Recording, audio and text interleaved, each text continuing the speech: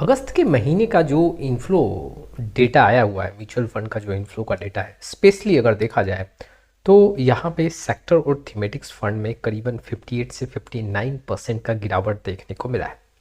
जुलाई में जहां आंकड़े सेक्टर और थीमेटिक्स फंड्स के काफ़ी बड़े देखने को मिले थे इनफ्लो के मामले में, वो यहाँ पे करीबन आप कह सकते हो कि 58 से 60% का गिरावट दर्ज किया गया है। लेकिन एक सबसे बड़ा यहाँ पे फोकस जो है स्मॉल कैप में देखने को मिला है। जुलाई के मंथ में स्मॉल कैप का जो इनफ्लो था वो 6000 करोड़ के ऊपर था, जो कि अब यहाँ पे 23% कम अगस्त में देखने को मिला है। आखिर क्या आने वाले समय में स्मॉल कैप के इनफ्लो में और गिरावट देखने को मिल सकता है, या फिर यहाँ पे इनफ्लो में तेजी देखने को मिलेगा, और ऐसे सिचुएशन पे इन्वेस्टर क्या करें, आज इसके इर्द गिर्द ही बात करेंगे। चलिए शुरुआत करते हैं, लेकिन उसके पहले mutual fund related complete solution चाहिए तो आप हमारे साथ जुड़ सकते हो। जी हाँ, डिस्क्रिप्शन बॉक्स में आए, डिटेल चेक करें और व्हाट्सएप नंबर के थ्रू हमारे साथ जुड़ सकते हैं। सबसे पहले हम क्या बात करेंगे कि आखिर जो अगस्त में इनफ्लो आया है, स्पेशली जो इक्विटी ओरिएंटेड स्कीम्स का है, उसका आंकड़ा कैसा है। सबसे पहले हम उस पर फोकस करते हैं। ओरिएंटेड स्कीम्स की बात करूं तो ओवरऑल इक्विटी में जुलाई में जो 42,000 करोड़ के ऊपर का इनफ्लो था, वो घट के अगस्त में 33,430 करोड़ का देखने को मिला, जो कि यहाँ पे 21% का गिरावट दर्ज किया गया। स्मॉल के फंड में जो 6,484 जुलाई 2025 का इनफ्लो था, वो अगस्त 2025 में घट के करीबन 5,000 करोड़ के आसपास देखने को मिला। यहाँ 23% का गिरावट देखने को मिला।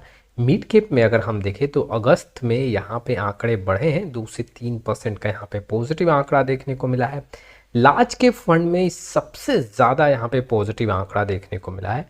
अगर आप देखोगे तो लार्ज कैप 2125 करोड़ था जो जुलाई 2025 का इनफ्लो था, वो अगस्त 2025 में 2834 करोड़ का देखने को मिला, जो कि 33% का यहाँ पे जंप है। फ्लेक्सी कैप की बात करूँ तो फ्लेक्सी कैप का आंकड़ा लगभग सेम देखने को मिल रहा है। सेक्टर और थीमेटिक्स फंड्स की बात करूँ तो यहाँ करीबन 58 से 59% का गिरावट हुआ है। जुलाई में 9,426 जो घट के 3,893 करोड़ का देखने को मिला।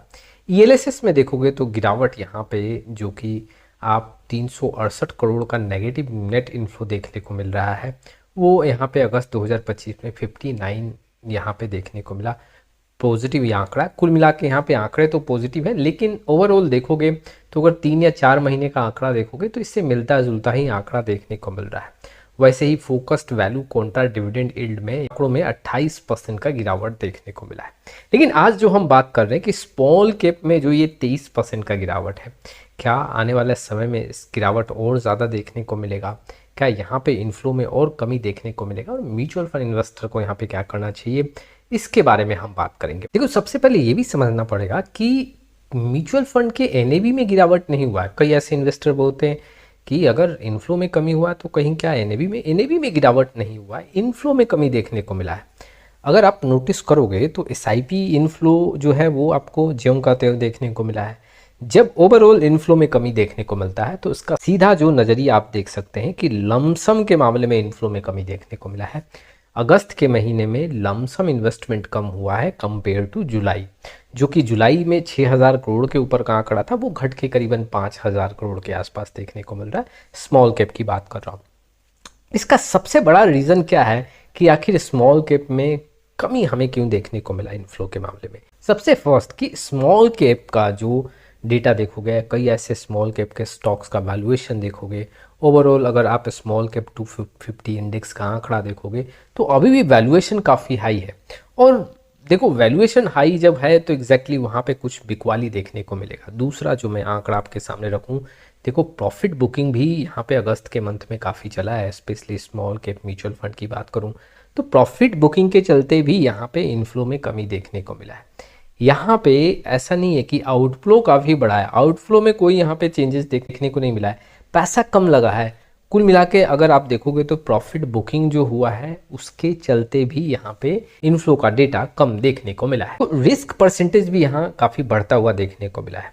अगस्त के महीने में ये जो एक न्यूज़ निकल के आया टैरिफ को लेके, ग्लोबल अनसर्टनिटी और जो यूएस टैरिफ, उसके साथ ही साथ जो मार्केट में काफ़ी वोलेटिलिटी देखने को मिला, इसको लेके जो इन्वेस्टर हैं थोड़ा सा प्रिकॉशन लेके चल रहे थे, कम पैसा लगा रहे थे। उनको ये लग रहा था कि आने वाले समय में और गिरावट होगा, और वो पैसे को रोक के यहाँ पे चल रहे थे। कम यहाँ पे इन्वेस्टमेंट हुआ है, तो ये भी एक बड़ा रीज़न है। एक और पॉइंट जो मैं आपके सामने रखना चाहता हूँ, देखो अगस्त के महीने में जो एनएफओ का एक्टिविटी है वो थोड़ा कम देखने को मिला। जुलाई के मंथ में अगर आप देखोगे तो एनएफओ का एक्टिविटी काफ़ी ज़्यादा देखने को मिला, और अगर आप देखोगे तो अगस्त के मंथ में नए फंड कम आए हैं, जिसके चलते यहाँ पे इनफ्लो में कमी हुआ है। और स्पेशली ऐसा है, सेक्टर और थीमेटिक्स फंड्स का अगर आप आंकड़ा देखोगे तो वो 9,000, 8,000, 10,000 करोड़ का एक इन्फ्लो आपको देखने को मिलता है, जब एनएफओ काफ़ी ज़्यादा आता है, और वही जो है ओवरऑल जो इन्फ्लो है इक्विटी का वो इंक्रीज कर देता है। अब कुल मिला के देखोगे तो यहाँ पे वो जो सेक्टर थीमेटिक्स का परसेंटेज है वो काफ़ी कम हुआ अगस्त में। तो ये भी एक रीज़न है कि एनएफओ का एक्टिविटी कम होने के चलते यहाँ पे स्पेशली अगस्त के मंथ में इनफ्लो में कमी देखने को मिला है। अब देखो क्वेश्चन ये उठता है कि क्या ये चिंता का बात है कि एग्जैक्टली पैनिक सिचुएशन में आना चाहिए, स्मॉल कैप का इनफ्लो में यहाँ पे कमी देखने को मिला है। जैसे कि मैंने शुरुआती दौर में आपके सामने इन्फॉर्मेशन रखा था कि आउटफ्लो नहीं हो रहा है, यहाँ पे इनफ्लो कम हुआ है। इट मीन्स कि पैसा लग रहा है लेकिन इनफ्लो में कमी हुआ है। अगर एसआईपी का आंकड़ा देखोगे 21,000 करोड़ का जो यहाँ पे एसआईपी का इनफ्लो है वो ज्यों का त्यों देखने को मिल रहा है। इट मीन्स कि एसआईपी जो है इन्वेस्टर कर रहे हैं, एसआईपी को यहाँ पे कम नहीं कर रहे, बस यहाँ पे लमसम का जो इन्वेस्टमेंट है उसमें आपको उतार चढ़ाव देखने को मिल रहा है।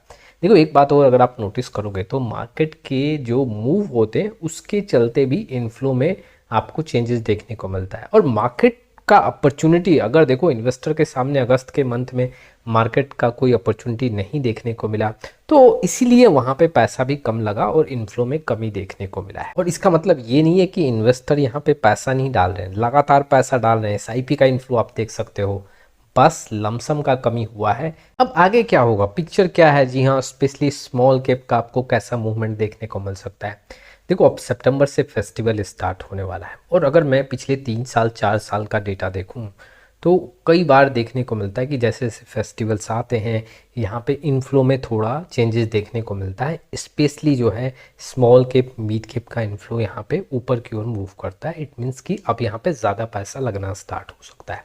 देखो कई ऐसे इन्वेस्टर ये भी करते हैं, जब फेस्टिवल आते हैं कई कंपनी के साइड से बोनस मिलता है तो वो पैसा इन्वेस्ट करना स्टार्ट कर देते हैं, वो लमसम के तौर पे पैसा लगा देते हैं। तो हो सकता है जो ये फेस्टिवल सीजन है इसके बाद इनफ्लो में थोड़ा सा आपको चेंजेस देखने को मिले, वो भी पॉजिटिव देखने को मिले स्मॉल कैप और मिड कैप। दूसरा जो पॉइंट मैं आपके सामने रखूंगा, देखो स्मॉल कैप में काफ़ी उतार चढ़ाव देखने को मिला है, और देखा जाए वैल्यूएशन के मामले में तो कुछ तो यहाँ पे वैल्यूएशन के मामले में सस्ता देखने को मिल रहा है। हालांकि बहुत सस्ता नहीं है, लेकिन एक हाई लेवल से अगर आप देखोगे जो एक बीएससी स्मॉल कैप इंडेक्स हो या निफ्टी स्मॉल कैप 100 हो, उसका एक हाई ले पॉइंट अगर देखोगे तो उससे कुछ ना कुछ यहाँ पे गिरावट है, और ये इन्वेस्टर को अट्रैक्ट कर सकता है। आने वाले समय में यहाँ पे कुछ इन्वेस्टमेंट बढ़ सकता है। देखो अगर मैं प्रोजेक्शन देखूँ कि सितंबर के मंथ का आंकड़ा कैसा होगा, सितंबर के मंथ में स्मॉल कैप थोड़ा सा आपको पॉजिटिव यहाँ पे इन्फ्लो देके जाएगा। जो अभी करीबन 5,000 करोड़ का इन्फ्लो देखने को मिल रहा है उसमें कुछ पॉजिटिव आंकड़े जुड़ सकते हैं। अब एक बड़ा सवाल, क्या स्मॉल कैप फंड्स में निवेश करना चाहिए? देखो अगर आपका शॉर्ट ड्यूरेशन का यहाँ पे इन्वेस्टमेंट स्ट्रैटेजी है तो स्मॉल कैप में आपको पैसा नहीं इन्वेस्ट करना चाहिए, लेकिन 5-7 साल से ऊपर का समय है तो आप स्मॉल कैप में इन्वेस्टमेंट कर सकते हैं। देखो मार्केट में गिरावट हो रहा है स्पेशली स्मॉल कैप में, तो ये आपके लिए एक अपॉर्चुनिटी हो सकता है। हर डीप में आप कुछ ना कुछ यहाँ पे इन्वेस्टमेंट करें, क्योंकि जो आज आपको डीप देखने को मिल रहा है हो सकता है 5 साल बाद वो लेवल आपको देखने का ना मिले, और हर एक डीप के बाद रिकवरी भी अच्छा खासा देखने को मिलता है। इस यहाँ पे क्या स्ट्रैटेजी हो सकता है, अपने एसआईपी को कंटिन्यू रखें, गिरावट पे लमसम करते जाएं और डाइवर्सिफिकेशन के साथ जाएं, और पूरा पैसा स्मॉल कैप में नहीं लगाएं। ये गलती आपको नहीं करना है। तो ये कुछ इन्फॉर्मेशंस था। अगर आपको ये एनालिसिस काफ़ी अच्छा लगा है तो एग्जैक्टली लाइक करें, और ऐसे ही फिनेंशियल इनसाइट के लिए आप चैनल को सब्सक्राइब करना ना भूलें। मिलते हैं अगले वीडियो में एक और यूजफुल इन्फॉर्मेशन के साथ, तब तक के लिए जय हिंद जय भारत।